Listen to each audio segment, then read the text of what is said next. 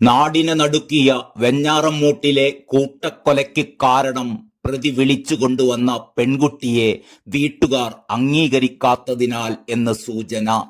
തന്റെ ബിസിനസ് പൊളിഞ്ഞു എന്നും സാമ്പത്തിക ബുദ്ധിമുട്ടുകൾ ഉണ്ടായിരുന്നു എന്നും പ്രതി അഫാൻ പോലീസിനോട് പറഞ്ഞിരുന്നുവെങ്കിലും ഇത് പ്രതിയുടെ പിതാവും നാട്ടുകാരും പൂർണ്ണമായും തള്ളിയിരിക്കുകയാണ്.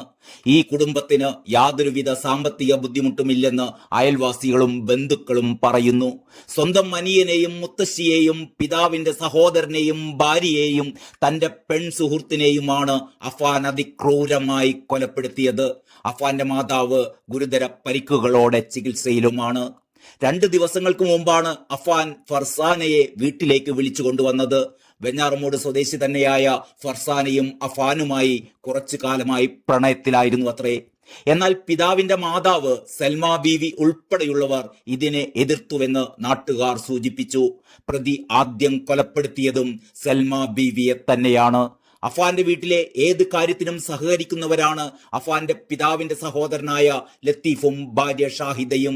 ഇവരിൽ നിന്ന് പ്രതീക്ഷിച്ച പിന്തുണയും അഫാന് ലഭിച്ചില്ല എന്ന് നാട്ടുകാരും ജനപ്രതിനിധികളും സൂചിപ്പിക്കുന്നു.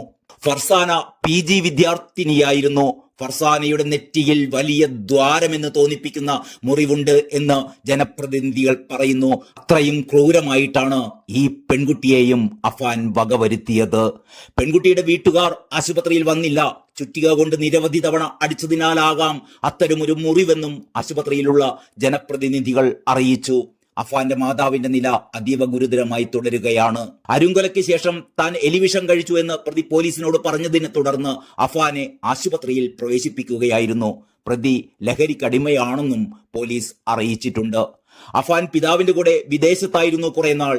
വിസിറ്റിംഗ് വിസയിൽ വിദേശത്ത് പോയ പ്രതി നാട്ടിൽ വന്ന ശേഷമാണ് പെൺകുട്ടിയെ വിളിച്ചിറക്കി കൊണ്ടുവന്നത്. പ്രതിയുടെ അമ്മ ക്യാൻസർ ബാധിതയുമായിരുന്നു. അഫാന്റെ സഹോദരൻ 9ാം ക്ലാസ് വിദ്യാർത്ഥിയും.